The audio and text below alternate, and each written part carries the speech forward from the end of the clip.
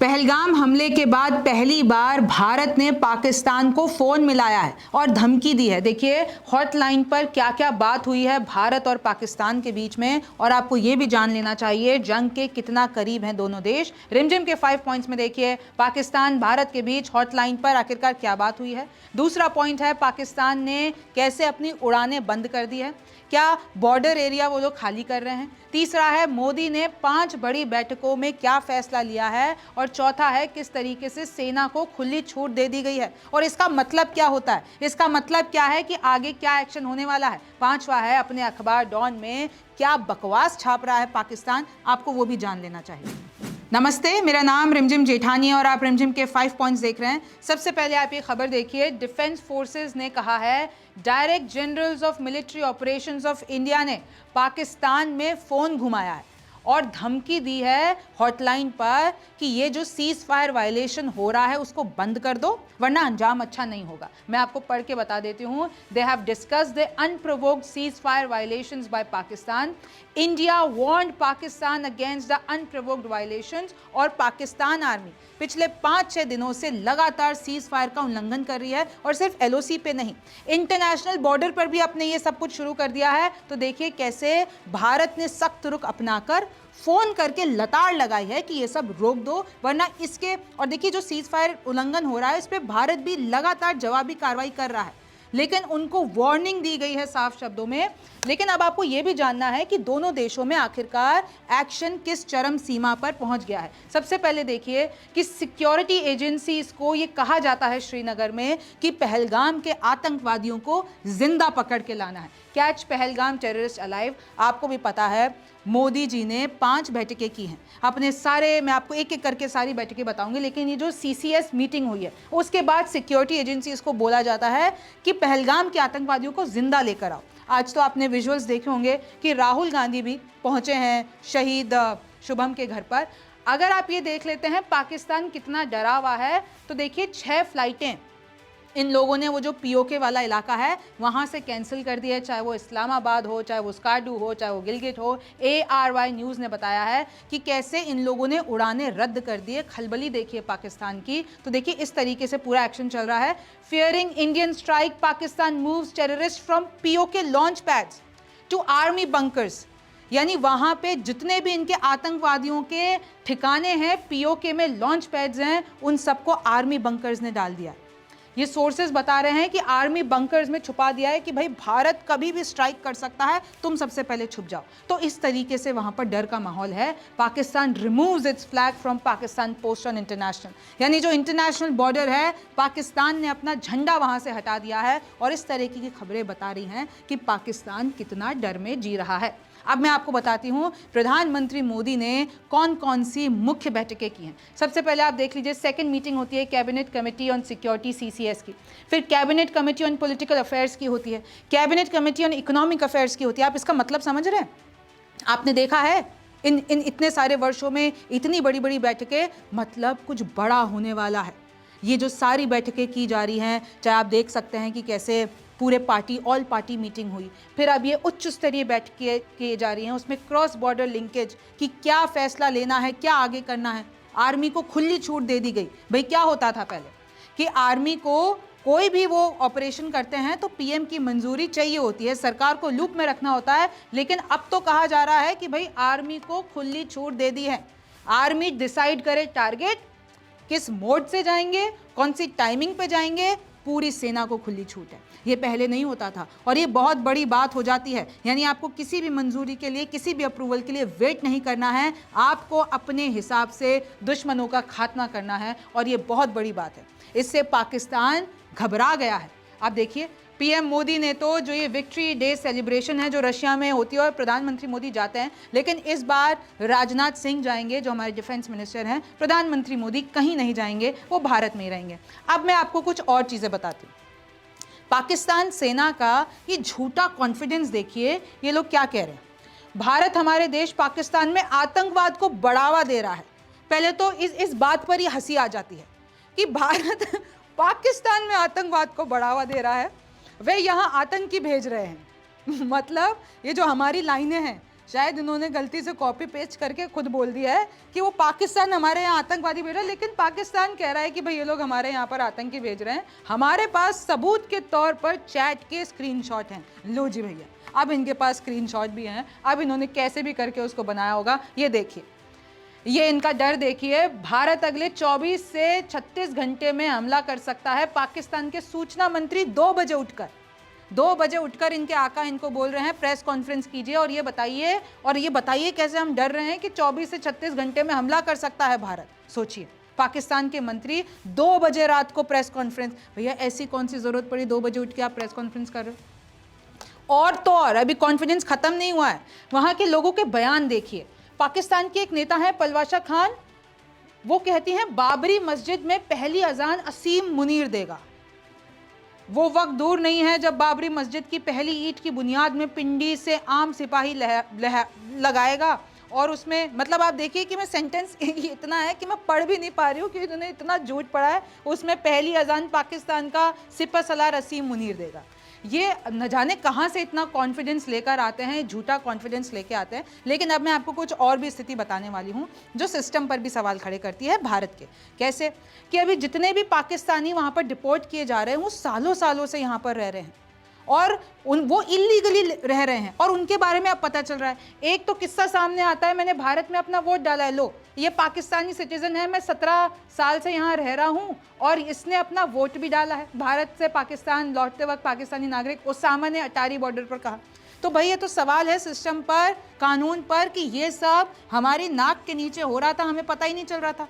इतने सारे लोग 45 साल से, चाहे वो आदमी हो औरत हो, अब वो सब हालांकि रो रहे हैं, उनको वापस भेजा जा रहा है। उन सब के आपने विजुअल्स और बाइट्स देखी होंगी, लेकिन वो इतने वक्त तक इलीगली रह कैसे रहे थे, बड़ा सवाल है।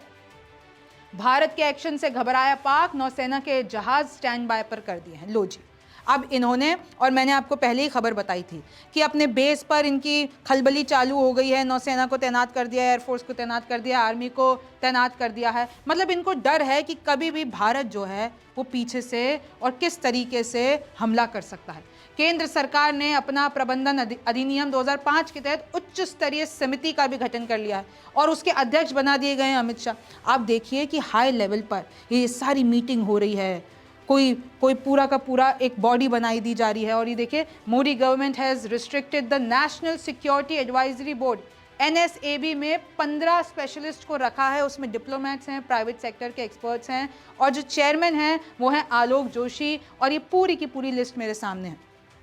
तो आप सोचिए क्या प्लानिंग चल रही होगी। और पाकिस्तान का घबराना लाजमी है। आपको ये बात भी पता होगा कि पाकिस्तान ने कैसे अपना एयरबेस बंद कर दिया। अब एयरबेस बंद कर दिया तो इसके पीछे भारत को क्या असर पड़ा है, मैं आपको बता देती हूँ कि भारत को 307 करोड़ का टर्बुलेंस झेलना पड़ेगा हर महीने।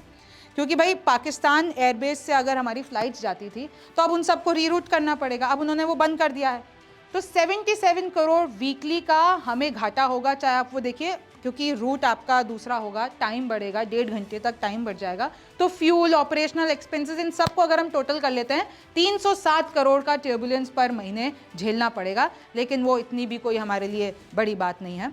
अब आप आ जाइए, अब आपको हंसी आने वाली है, मैं आपको पहले ही डिस्क्लेमर दे देती हूँ। ये है डॉन और पाकिस्तान का ये अखबार है। अब इनकी आप हेडलाइंस पढ़िए। इनका ये जो मेन उस पे है वो ये लिखते हैं, Pakistan won't initiate but will respond strongly to any Indian escalation. ये प्रेस कॉन्फ्रेंस करके बता रहे हैं कि हम तो कुछ नहीं करेंगे, अगर भारत करता है तो हम उसका जवाब देंगे। अच्छा जी, ठीक है। अच्छा, ये लोग एक एडिटोरियल लिखते हैं, उस एडिटोरियल में लिखते हैं और अपने जितने भी हमारे सारे जितने भी भारतीय न्यूज़पेपर हैं उनकी फ़ोटो लगाते हैं और लिखते हैं, Indian media would do well to adopt a more rational approach, stop spreading hatred. अब सोचिए, इनके मुंह से ये अच्छा लगता है, कह रहे हैं स्टॉप स्प्रेडिंग हेट्रेड। जो इन्होंने हमारे लोगों को मारा है, धर्म पूछकर मारा है, जो नफरत की राजनीति ये लोग करते हैं और यही अपने मुंह से कह रहे हैं कि भारतीय मीडिया को नफरत नहीं फैलानी चाहिए। अच्छा, और देख लीजिए, मैं कुछ और आपको हेडलाइंस बता देती हूँ। इन लोगों का कहना है, दावा है कि 2 इंडियन ड्रोन्स को इन्होंने LOC के पास गिरा दिया है। फिर यहाँ की जो ये नेता हैं, ये मरियम, ये कहती हैं, no one can attack nuclear Pakistan so easily. फिर ये बालूचिस्तान सीएम ने स्लैम किया है इंडियन एग्रेशन, यानी ये बताना चाह रहा है पाकिस्तानी अखबार कि बालूचिस्तान भी इंडिया के खिलाफ है। आप इन लोगों की हेडलाइंस और कॉन्फिडेंस देख लीजिए। Not a shred of evidence provided by India for baseless allegations against Pakistan। ये DG ISPR कहते हैं कि भारत के पास कोई सबूत नहीं है कि ये जो आतंकी हमला हुआ है पहलगाम में वो पाकिस्तान ने कराया। ये यूएन में भी जाके ये बोल रहे हैं, ये लोग चाइना भी इन लोगों की भाषा बोल रहा है कि भाई पूरे के पूरे निष्पक्ष तरीके से जांच होनी चाहिए, और अब ये इतना ही करेंगे जो हमेशा करते हैं, ये जाके फॉरेन पावर से भीख मांगते हैं, और यही वो कर रहे हैं। इनका जो दोस्त है चाइना और तुर्की है, ये इनकी मदद कर देता है, और खैर इन लोगों की गीदड़ भपकी के बहुत किस्से हैं। अच्छा, एक और खबर का ये लोग फैक्ट चेक करते हैं कि ये जो बोला जा रहा है कि मास रेजिग्नेशन हो रहे हैं पाकिस्तान में, कि आर्मी का पूरा मोटिवेशन टूट चुका है, उन लोगों ने रिज़ाइन कर दिया है, तो ये सब फेक हैं। ये लोग अपनी तरफ से इन्होंने कुछ लेटर दिए हैं। अब मैं चाहूँगी कि आप राहुल गांधी का, क्योंकि आपको पता है कि आज पूरे दिन भर सबको ऐसा लग रहा था कि भाई इतनी हाई लेवल बैठक हुई है, उसके बाद सरकार की प्रेस कॉन्फ्रेंस होती है, सबको लगा कि कोई बड़ा ऐलान पाकिस्तान के खिलाफ होने वाला है, लेकिन इवेंचुअली एक बड़ा ऐलान हुआ, पर वो उस सिलसिले में नहीं हुआ, जातिगत जनगणना का हुआ। तो अब मैं आपको बता देती हूँ कि राहुल गांधी ने क्या कहा पहलगाम हमले पर। सबसे पहले आप वो सुनिए। मैं आज कानपुर गया और वहाँ पे जो टेररिज्म के विक्टिम थे उनसे मैंने बात की, परिवार से मैंने बात की। कोल्ड ब्लडेड तरीके से उनके बेटे को मारा गया है, बिना मर्सी के।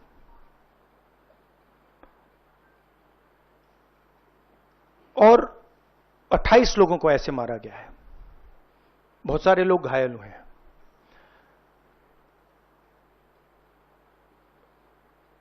मैं इस पे कमेंट नहीं करना चाहता हूं ये कैसे हुआ। मैं सिर्फ ये कहना चाहता हूं कि जिन लोगों ने ये किया है, जो भी हैं, कहां भी हैं, they have to pay for this, and they have to pay for it properly, not in some half-hearted way, ऐसे आलतू फालतू तरीके से नहीं। they have to pay for it properly, कि इनको याद रहे कि हिंदुस्तान के साथ ये नहीं किया जा सकता है। हमने क्लियरली ऑपोजिशन की और सरकार की मीटिंग में क्लियर हमने लाइन दी है, यूनानिमस लाइन, कि जो हुआ है एक्सेप्टेबल नहीं है। और पूरा का पूरा ऑपोजिशन 100% सपोर्ट सरकार को देगा और दे रहा है। नरेंद्र मोदी को एक्शन लेना है, एकदम एक्शन लेना है, और पूरा का पूरा विपक्ष उनके साथ खड़ा है। जिन लोगों ने ये किया है, दे हैव टू पे द प्राइस फॉर दिस। जो परिवार है उन्होंने आप लोगों को मेरे थ्रू एक मैसेज दिया है। एक्चुअली प्रधानमंत्री जी को उन्होंने मुझे कहा कि आप प्रधानमंत्री जी को ये बताइए, तो मैं 28 जो हमारे शहीद हैं उनके साइड से प्रधानमंत्री को आपके माध्यम से मैसेज दे रहा हूं। प्रधानमंत्री जी, उन्होंने कहा है कि हमारे जो बच्चे हैं वो शहीद हुए हैं, हम चाहते हैं कि आप उनको शहीद का दर्जा दीजिए, रिस्पेक्ट दीजिए। देखिए, अभी भी देश का माहौल उस गम से उभरा नहीं है और पूरा देश गुस्से में है, क्योंकि बदले का इंतज़ार है। और आप ये भी जान लीजिए कि जंग के बेहद करीब हैं। हालांकि एक्सपर्ट्स ने ये कहा है कि जो ट्रेडिशनल वॉर होती है, आमने सामने की लड़ाई होती है, वो शायद थोड़ी मुश्किल है, क्योंकि दोनों देशों के पास न्यूक्लियर पावर है। तो ऐसा हो सकता है कि भारत मिलिट्री लेवल पर कुछ बड़ी स्ट्राइक्स कर दे, कुछ बड़े टारगेट्स तबाह कर दे, लेकिन इन लेवल्स के बाद हम सोचने के लिए मजबूर हो जाते हैं कि क्या उससे भी बड़ा कुछ हो सकता है। क्योंकि देखिए, अगर आप इकोनॉमिकली बात करते हैं, डिप्लोमेटिकली बात करते हैं, फिनेंशियली बात करते हैं, चाहे उनका पानी रोक देना हो, चाहे उनसे रिश्ते नाते ख़त्म कर देना हो, वो सब हमने कर दिया। तो पाकिस्तान के पास अब ज़्यादा जान बची नहीं। लेकिन उसके बाद भी क्या होगा ये तो वक्त बताएगा। आप न्यूज़ 24 देख रहे थे, मेरा नाम रिमझिम जेठानी है। आप रिमझिम के 5 पॉइंट्स देख रहे थे। आपसे फिर मुलाकात होगी।